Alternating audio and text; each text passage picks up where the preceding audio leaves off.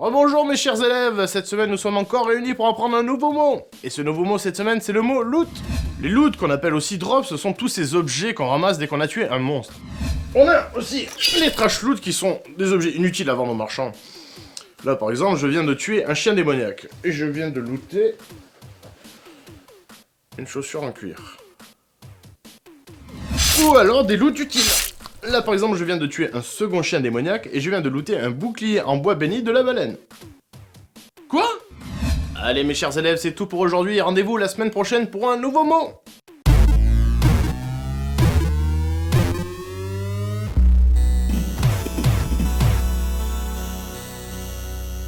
Salut à tous et bienvenue dans cette troisième série d'émissions de LFG, l'émission consacrée au MMO. Et ce coup-ci, on va faire quelque chose d'un peu différent quand même, parce que bon, d'habitude, on parle de RPG, de MMO RPG. Et là, ce coup-ci, bon, on a dit qu'on allait parler de MMO FPS finalement. Oui, un MMO FPS avec PlanetSide 2. Donc on rappelle la structure de l'émission. La première émission sera toujours une présentation assez générale, assez basique du jeu. Deuxième émission, on va parler... normalement, on parle du leveling. Il n'y a pas de leveling sur PlanetSide 2, donc là, on va s'intéresser au gameplay des différentes classes pour bien commencer, bien démarrer dans le jeu, parce que ça mérite qu'on s'y attarde. On va aussi regarder les tanks, les avions... Voilà. Enfin... Vous verrez pour moi, les tanks, les avions, tout ça, c'est limite des classes à part entière. Enfin, on vous expliquera tout ça lors de la deuxième émission. Troisième émission, on va parler là de ce qui se rapproche du endgame, c'est-à-dire tout le côté tactique, que ce soit tactique solo, tactique en groupe, tactique d'escouade, dotfield, toutes ces choses-là. Et la quatrième émission. Et la quatrième émission, vous nous l'avez demandé, vous allez la voir. On aura un invité avec nous qui va nous parler du jeu, un haut rang qui va pouvoir plus rentrer dans les détails que nous en un mois. Il est quel rang ? Je crois qu'il est 97 voire 98. C'est un des plus hauts rangs français. C'est un des plus hauts rangs français. Il y a eu un rang 100 il n'y a pas très longtemps français, donc lui il s'en rapproche. Voilà, j'ai pu jouer avec lui, il m'a permis de découvrir pas mal d'aspects du jeu. C'était assez intéressant et c'est bien d'avoir ce point de vue sur le jeu. Voilà, et donc justement, la question qui me vient à l'esprit de suite, c'est finalement pourquoi un MMO FPS ? Parce que bon, d'habitude on fait des RPG, c'est quand même vachement plus complet un MMO RPG qu'un MMO FPS. Là, les gens doivent se dire, ouais, mais un MMO FPS, PlanetSide 2, il n'y a pas grand chose à dire quoi finalement. Alors, il y a deux raisons. Une première raison qui est pour le jeu lui-même, que je trouve très intéressant, qui a du mal à se positionner, c'est pas vraiment un MMO, donc les joueurs de MMO vont pas forcément s'y intéresser. Les joueurs de FPS à côté vont un peu le bouder parce que ça reprend, même si ça reprend plein de principes, c'est pas forcément aussi poussé qu'un FPS classique. Et la deuxième raison, qui est une raison totalement personnelle, c'est comme je teste des MMO, ça me prend beaucoup de temps. De temps en temps, donc tous les 3 mois, je testerai un jeu un peu plus léger, un peu plus facile d'accès. Ça me permettra de beaucoup plus me concentrer sur les prochains tests à venir. Donc les prochains tests, on va spoiler un petit peu, ce sera l'Otro et derrière surtout EVE Online. Voilà, c'est surtout que l'Otro et surtout EVE Online, tu as une masse de travail assez phénoménale à faire. Oui, mais voilà. Je sais même pas comment je vais faire, mais on va y arriver. C'est surtout, alors ça fait des années que tu joues à EVE Online et tu n'as même pas fini de découvrir le jeu. Ah oui, non, mais EVE, on continue à en apprendre à chaque fois qu'on joue. Donc... Voilà, donc finalement déjà, on pourrait commencer par la base. Un MMO FPS, c'est quoi ? C'est quoi la différence entre un MMO FPS et un FPS normal ? Un FPS, non. Bon, moi je suis pas très joueur de FPS, donc j'ai vraiment abordé le jeu comme un joueur de MMO. Le côté MMO, il est surtout présent par le côté persistant. Déjà un FPS avec un monde persistant, un monde ouvert assez énorme, c'est inhabituel. D'ailleurs c'est PlanetSide qui l'a instauré à la base. Là vous allez avoir des continents. Ces continents, il peut y avoir jusqu'à 2000 personnes par continent. Donc c'est des batailles assez épiques. Il y a ce sentiment de bataille vraiment épique. À côté de ça, donc tout le côté FPS, c'est le gameplay. FPS, First Person Shooter. Vous voyez juste vos mains avec votre arme, il y a tout ce principe qui est repris.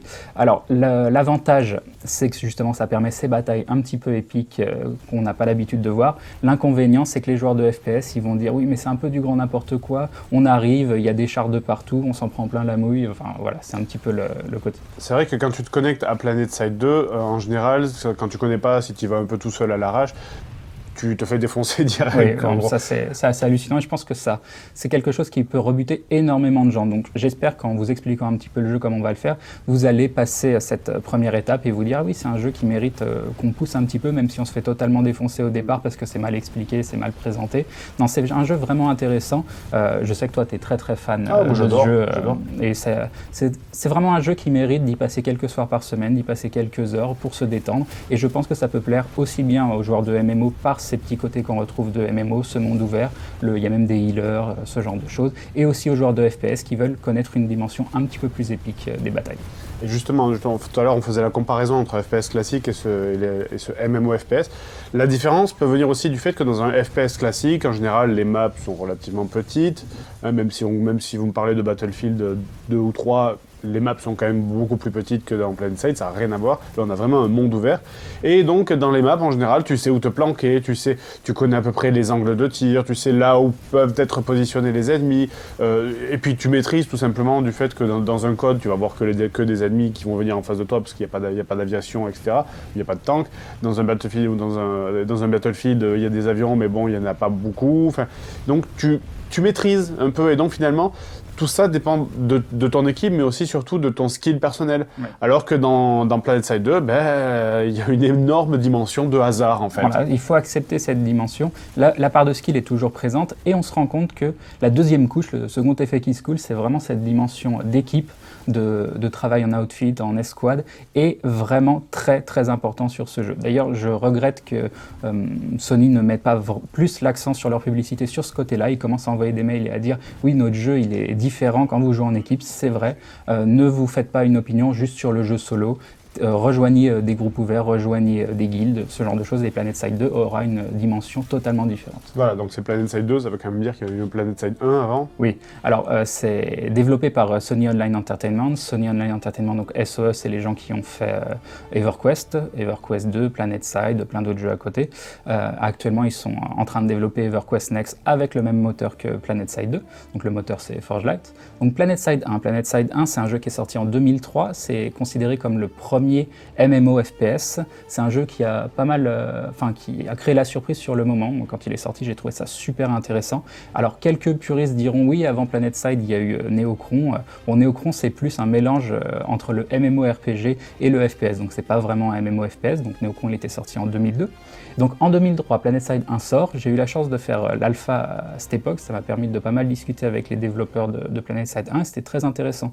Je voyais qu'ils étaient très à l'écoute de la communauté. En général, de toute façon, Sony, je trouve qu'ils écoutent pas mal leur communauté, mais pas forcément de la bonne façon. Du coup, ils font des changements un petit peu tout le temps. Ça peut gâcher des jeux. Star Wars Galaxy l'ont totalement gâché pour moi. Sur PlanetSide 2, ça râle un tout petit peu sur la façon dont les changements sont faits. Et donc, pour revenir à PlanetSide 1 n'a pas le même gameplay que PlanetSide 2. Il va y avoir des différences. Si vous êtes joueur de PlanetSide 1, vous allez vous rendre compte que les jeux, même si on dit que c'est le successeur, ils ont quand même des différences importantes.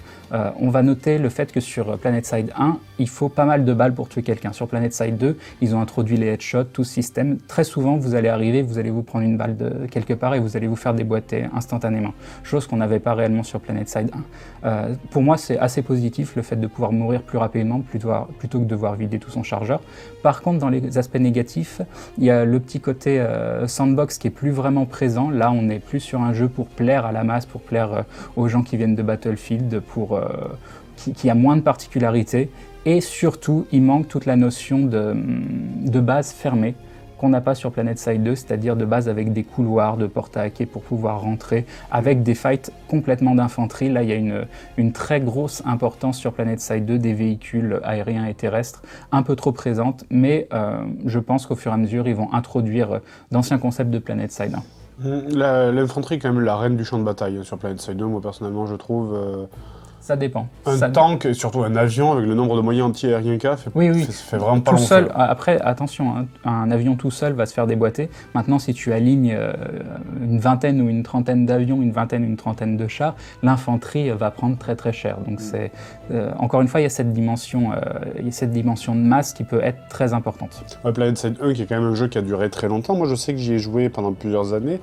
Et finalement, je me suis arrêté quand ils ont introduit, je sais plus du tout le nom, je crois que c'était des genres de méca en fait, des véhicules bipèdes qui étaient insupportables parce que c'était dès qu'il y en avait deux sur un champ de bataille, c'était plus à peine, tout le monde se contentait de les regarder se battre entre eux parce que plus personne ne pouvait rien faire, ça prenait des années à tuer, enfin bref. Ah, j'ai pas connu du tout cette époque. Moi je l'ai connu. Pas plus mal. Ouais, j'ai connu et c'est à partir de là que vraiment ça s'est arrêté. C'est un add-on qu'ils ont introduit et qui a fait que beaucoup de gens se sont mis à arrêter le jeu parce que c'était vraiment complètement surpuissant. Mais le jeu est toujours actif. Hein.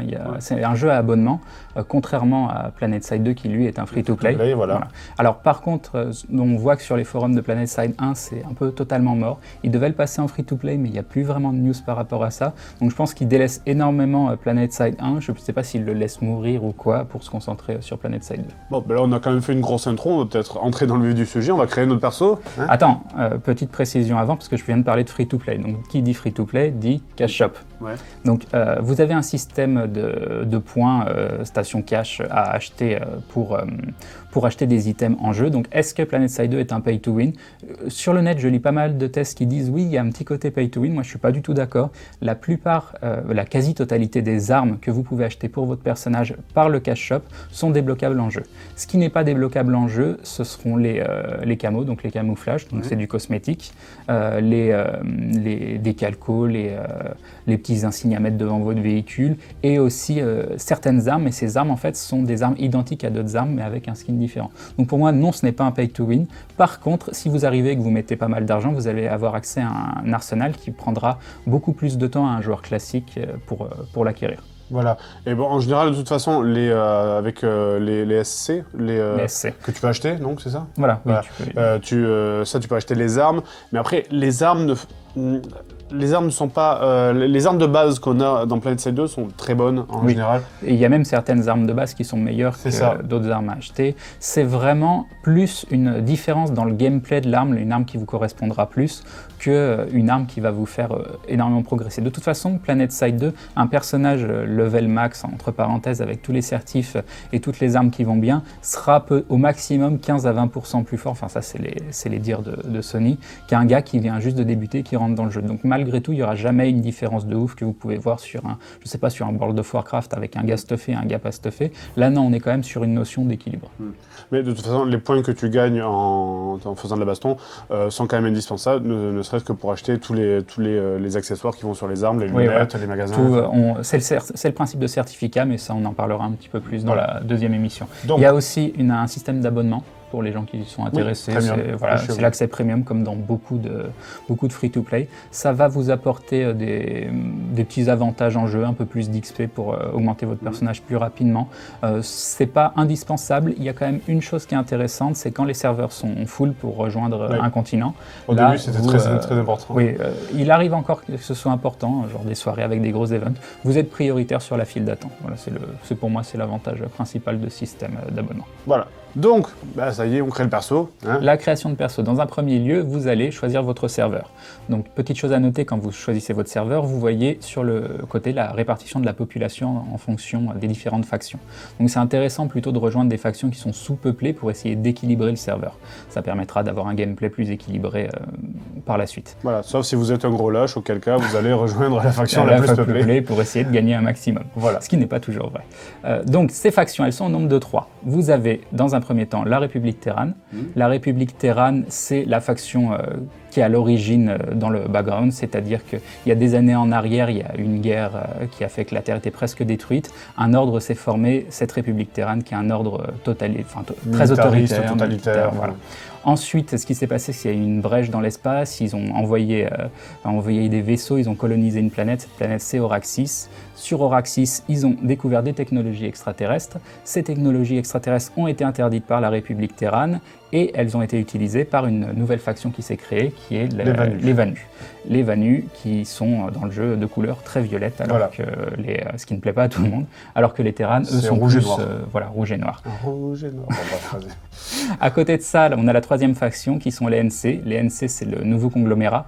En fait, c'est des gens qui sont rebellés contre la République Terran. C'est des industriels, des gens comme ça, qui ont créé une faction un peu plus libre à côté pour se battre contre ça. Et donc, c'est les 3 grandes factions du jeu. Qui sont en bleu et jaune. Voilà, bleu et jaune. Une fois que vous avez choisi votre faction, vous choisissez un visage pour votre personnage. Donc 4 visages, ils auraient pas mis de visage à choisir, ça aurait été pareil. Je ne comprends pas pourquoi ils ont mis 4 visages, enfin bon, c'est pas grave. C'est vraiment histoire d'eux, mais bon. C'est un FPS, donc c'est pas très important. L'important, c'est vraiment les performances, la fluidité du jeu, et les performances sont là. On choisit son nom, on entre dans le jeu, et là vous arrivez dans la zone de tuto. Voilà. Donc cette zone de tuto, c'est important de noter qu'il y a quelques temps, elle n'existait pas. Et c'est bien de l'avoir mis parce que vous arriviez directement dans le jeu, vous étiez plongé dans l'action et vous vous y déboîté en chaîne et vous compreniez rien à ce qui se passait, vous ne pouviez pas choisir vos touches, vous arriviez directement et ça a dégoûté quelques joueurs. Donc c'est bien qu'ils aient mis cette zone de tuto parce qu'elle va vous permettre de vous expliquer comment vous déplacer, comment prendre les points, vu qu'en fait vous avez une grande map où vous allez capturer des zones, et ça va vous permettre aussi de vous familiariser avec l'interface pour choisir votre classe. Vous allez énormément changer de classe dans PlanetSide 2, de voir un petit peu les différentes armes, de tirer avec ces armes sur des mannequins, vraiment des bases qui vont vous permettre de ne pas vous faire déboîter instantanément par la suite. Voilà, et donc la zone de tuto sert aussi à maîtriser les véhicules, les avions, les tanks, on peut tout essayer dedans. Pas du tout. Vous ne pouvez pas essayer les véhicules dans la zone de tuto. J'ai dit n'importe quoi. Non, en fait, tu confonds avec la zone d'entraînement qui, une fois que tu es en jeu, ils ont rajouté, ça aussi ils l'ont rajouté par derrière, je crois que c'était une... Vas-y. Non, c'est par derrière qui t'a fait rire, c'est ça? Ah non, pardon, pas du tout. J'ai plus 14 ans quand je t'en prie. Oui, j'ai des doutes. Et ils ont rajouté, c'était présent dans PlanetSide 1, c'est une zone où vous allez pouvoir tester toutes les différentes classes, tous les véhicules aériens, terrestres, et ça c'est très très bien pour vous familiariser avec tout le contenu du jeu. Oui, c'est ce que je t'ai vu jouer tout à l'heure dessus, en fait, c'est ça? Oui, ouais. j'y vais très souvent quand je veux tester, surtout que vous avez accès à l'intégralité du jeu, c'est bien pour vous entraîner, et PlanetSide 2 est un jeu qui va vous demander de beaucoup vous entraîner. C'est ça, et justement de beaucoup vous entraîner avec les armes, savoir quelles armes sont les mieux pour vous. Et ça demande un certain temps parce que selon la façon dont on joue, selon sa vitesse de réaction, etc., on va tendance à privilégier certaines armes ou d'autres. Enfin, voilà. Oui, voilà, c'est vraiment un choix personnel, mais ça c'est vraiment en fonction des armes, en fonction de la classe que vous jouez, c'est quelque chose sur lequel on va s'attarder, mais dans l'épisode 2. Et quand on est prêt, et si on est tout seul, on clique sur Instant Action. Voilà, vous cliquez sur Instant Action et vous arrivez dans le feu de l'action. Dans la baston, mais ça, on verra ça dans l'épisode 2 de LFG Looking for Games. À la semaine prochaine. Voilà, allez, on se calme maintenant, c'est la fin de ce premier épisode de LFG consacré à PlanetSide 2. Alors rangez vos flingues les hommes, maintenant vous devriez avoir choisi votre faction. Alors soyez prêts la semaine prochaine pour le détail de toutes les classes. Aviasso, médecin ou ingénieur, on va vous expliquer le rôle de chacun. Et c'est la semaine prochaine dans LFG Looking for Games. And we are not the brainwashed Vanu coldheads. We are the new conglomerate. And everyone knows we don't take any prisoners. And we don't take any. I want payback. I come and take what's mine.